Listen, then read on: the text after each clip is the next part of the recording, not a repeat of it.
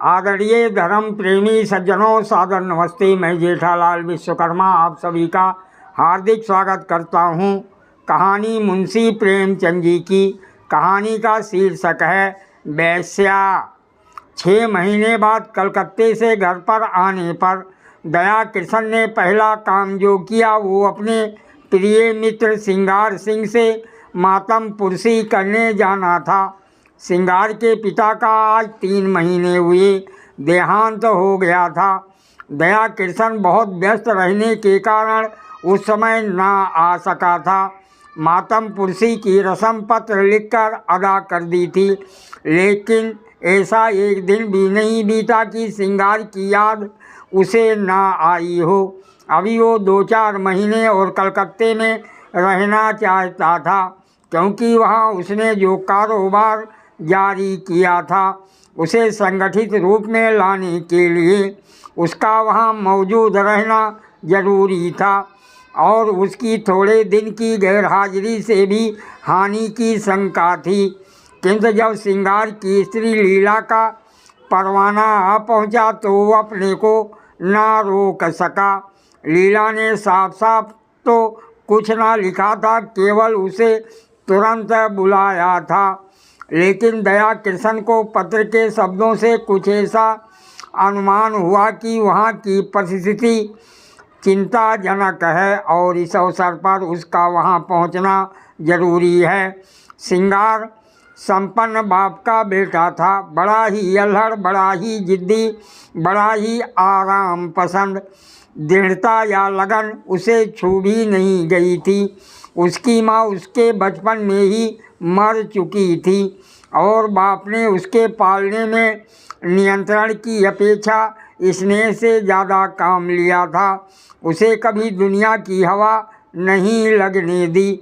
उद्योग भी कोई वस्तु है वो जानता ही ना था। उसके महज इशारे पर हर एक चीज़ सामने आ जाती थी। वो जवान बालक था जिसमें ना अपने विचार थे ना सिद्धांत। कोई भी आदमी उसे बड़ी आसानी से अपने कपट बाणों का निशाना बना सकता था। मुख्तारों और मुनीमों के दांव पेच समझना उसके लिए लोहे के चने चबाना था। उसे किसी ऐसे समझदार और हितैषी मित्र की ज़रूरत थी जो स्वार्थियों के हथकंडों से उसकी रक्षा करता रहे। दया किशन पे इस घर के बड़े बड़े एहसान थे। उस दोस्ती का हक अदा करने के लिए उसका आना आवश्यक था। मुंह हाथ धोकर सिंगार सिंह के घर पर ही भोजन का इरादा करके दया किशन उससे मिलने चला। 9 बज गए थे। हवा और धूप में गर्मी आने लगी थी। सिंगार सिंह उसकी खबर पाते ही बाहर निकल आया। दया किशन उसे देखकर चौंक पड़ा। लंबे लंबे केसों की जगह उसके सिर पर घुंघराले बाल थे। वो सिख था। आड़ी मांग निकली हुई आंखों में ना आंसू थे ना शोक का कोई दूसरा चिन्ह। चेहरा कुछ जर्द अवश्य था, पर उस पर विलासिता की मुस्कुराहट थी। वो एक महीन रेशमी कमीज और मखमली जूते पहने हुए था, मानो किसी महफिल से उठा आ रहा हो। संवेदना के शब्द दया किशन के ओठों तक आकर निराश लौट गए। वहाँ बधाई के शब्द ज़्यादा अनुकूल प्रतीत हो रहे थे। सिंगार सिंह लपट कर उसके गले से लिपट गया और बोला, तुम खूब आए यार। इधर तुम्हारी बहुत याद आ रही थी, मगर पहले ये बतला दो वहाँ का कारोबार बंद करके आए या नहीं। अगर वहाँ झंझट छोड़ आए हो तो पहले उसे तिलांजलि दे आओ। अब आप यहाँ से ना जाने पाएंगे। मैंने तो भाई अपना कैड़ा बदल दिया। बताओ कब तक तपस्या करता। अब तो आए दिन जलसे होते हैं। मैंने सोचा यार दुनिया में आए तो कुछ दिन सैर सपाटे का आनंद भी उठा लो, नहीं तो एक दिन यूं ही हाथ मलते चले जाएंगे, कुछ भी साथ ना जाएगा। दया किशन विस्मय से उसके मुंह की ओर ताकने लगा। वो वही सिंगार है या कोई और? बाप के मरते ही इतनी तब्दीली। दोनों मित्र कमरे में गए और सोफे पर बैठे। सरदार साहब के सामने इस कमरे में फर्श और मसनद थी, अलमारी थी। अब दर्जनों गद्देदार सोफे और कुर्सियां हैं। कालीन का फर्श है, रेशमी पर्दे हैं, बड़े बड़े आईने हैं। सरदार साहब को संचय की धुन थी, सिंगार को उड़ान की धुन है। सिंगार ने एक सिगार जला कर कहा, तेरी बहुत याद आती थी यार, तेरी जान की कसम। दया किशन ने शिकवा किया, क्यों झूठ बोलते हो भाई, महीनों गुजर जाते थे, एक खत लिखने की तो आपको फुर्सत ना मिलती थी, मेरी याद आती थी। सिंगार ने अल्लाहपन से कहा, बस इसी बात पर मेरी सेहत का एक जाम पियो। अरे यार, इस ज़िंदगी में और क्या रखा है, हंसी खेल में जो वक्त कट जाए उसे गनीमत समझो। मैंने तो ये तपस्या त्याग दी। अब तो आए दिन जलसे होते हैं, कभी दोस्तों की दावत है, कभी दरिया की सैर, कभी गाना बजाना, कभी शराब के दौर। मैंने कहा लाओ कुछ दिन वो बहार भी देख लूं, हसरत क्यों दिल में रह जाए। आदमी संसार में कुछ भोगने के लिए आता है, यही ज़िंदगी के मज़े हैं।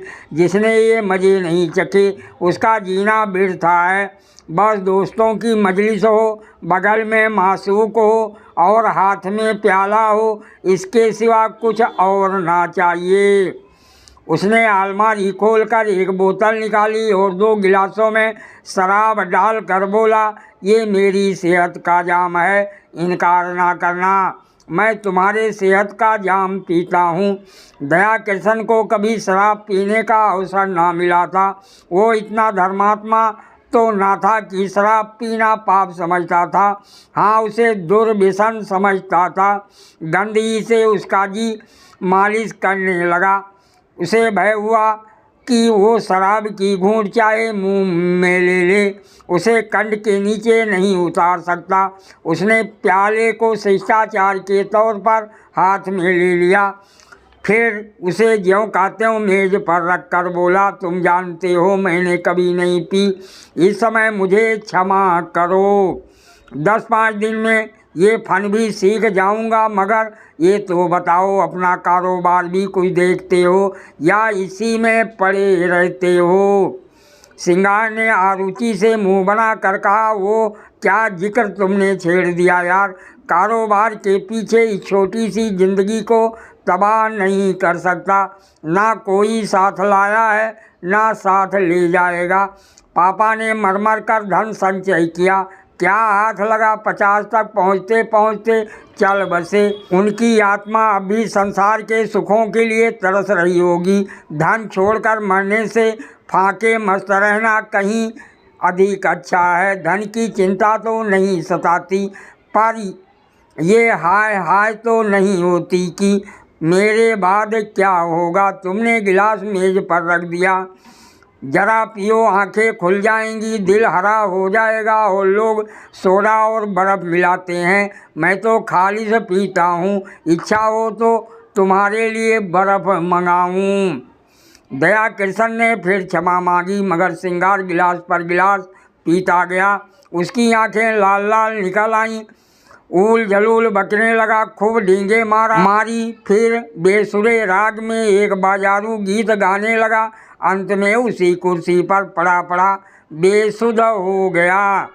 सहसा पीछे का पर्दा हटा और लीला ने उसे इशारे से बुलाया। दया किशन की धमनियों में सतगुण बेस में रक्त दौड़ने लगा।